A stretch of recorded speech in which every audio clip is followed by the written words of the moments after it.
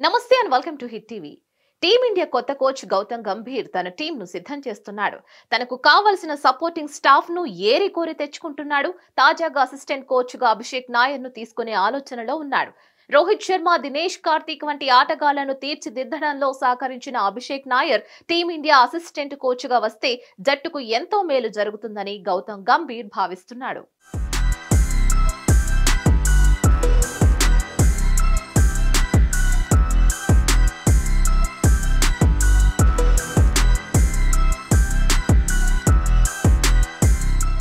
భారత జట్టుకు ఎన్నో సేవలు చేసినా కూడా సరైన గుర్తింపు రాకపోవడంతో గౌతమ్ గంభీర్ తన అసంతృప్తిని వెళ్లగక్కాడు. ధోనీపై విమర్శలు కూడా గుప్పించాడు. చాలా సార్లు బహిరంగంగానే అతని విషయాన్ని వెల్లడించాడు. ఇప్పుడు గంభీర్ కు మళ్లీ తానేంటో నిరూపించుకునే అవకాశం వచ్చింది. పాత్ర మారినా తన ముద్ర వేసే గోల్డెన్ ఛాన్స్ గంభీర్ కు దక్కింది. శ్రీలంక పర్యటన ద్వారా కోచ్ గా అరంగేట్రం చేయబోతున్న గౌతీ తొలి టూర్ లో ఎలాంటి ఫలితాలు తెస్తాడోనని భారత క్రికెట్ అభిమానులు ఎదురు చూస్తున్నారు. ఈ నేపథ్యంలో గంభీర్ తనకు అనుకూలమైన సపోర్టింగ్ స్టాఫ్ ను నెమ్మదిగా సిద్ధం చేసుకుంటున్నాడు. ముఖ్యంగా అభిషేక్ నాయర్ ను తనతో పాటు కోచింగ్ స్టాఫ్ గా తీసుకోవడానికి గంభీర్ ఆసక్తి చూపిస్తున్నాడు.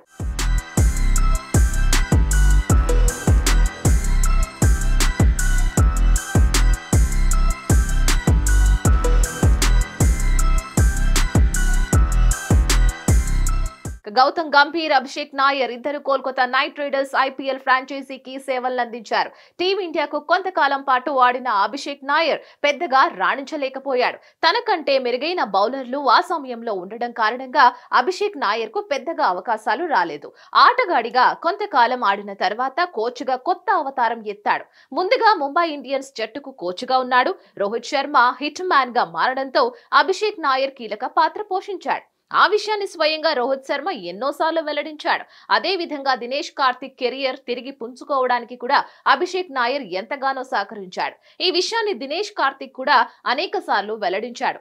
2018 నుంచి కేకేఆర్ జట్టుకు అసిస్టెంట్ కోచ్ గా వ్యవహరించిన అభిషేక్ నాయర్ అక్కడ కూడా ఎందరో ఆటగాళ్లను తీర్చిదిద్దాడు. శ్రేయాస్ అయ్యర్, రింకు సింగ్ లతో పాటు అనేక మంది యువ ఆటగాళ్లను తీర్చిదిద్దాడు. 2024లో కేకేఆర్ జట్టు ఐపీఎల్ ఛాంపియన్లుగా నిలవడంతో గౌతమ్ గంభీర్, చంద్రకాంత్ పండిట్ తో పాటు అభిషేక్ నాయర్ కూడా కీలక పాత్ర పోషించారు.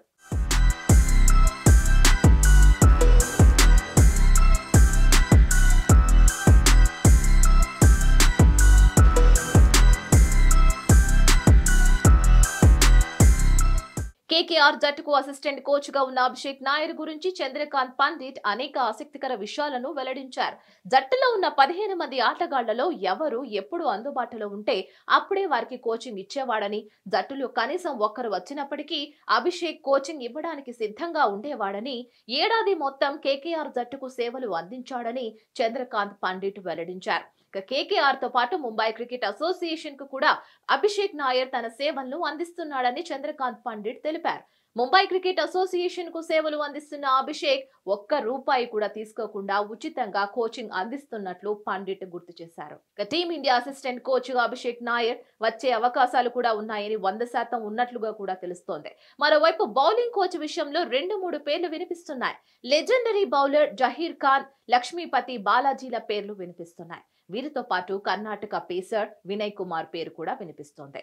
వీరిలో ఎవరికి ఛాన్స్ దక్కనుంది అనే విషయం మరికొన్ని రోజుల్లో తేలనుంది. మరోవైపు ఫీల్డింగ్ కోచ్ గా ఇప్పటి వరకు సేవలు అందించిన టి దిలీప్ ను కొనసాగించే అవకాశాలు కనిపిస్తున్నాయి.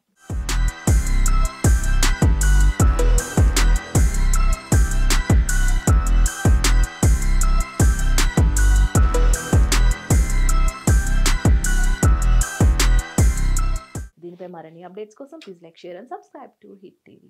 హిట్ టీవీ యాప్ ని డౌన్లోడ్ చేసుకోండి. ఇందులో short news, live news, entertainment movies అన్ని అవైలబుల్ గా ఉన్నాయి. Please download hit TV app. Hit TV app ని ఫ్రీగా డౌన్లోడ్ చేసుకోండి.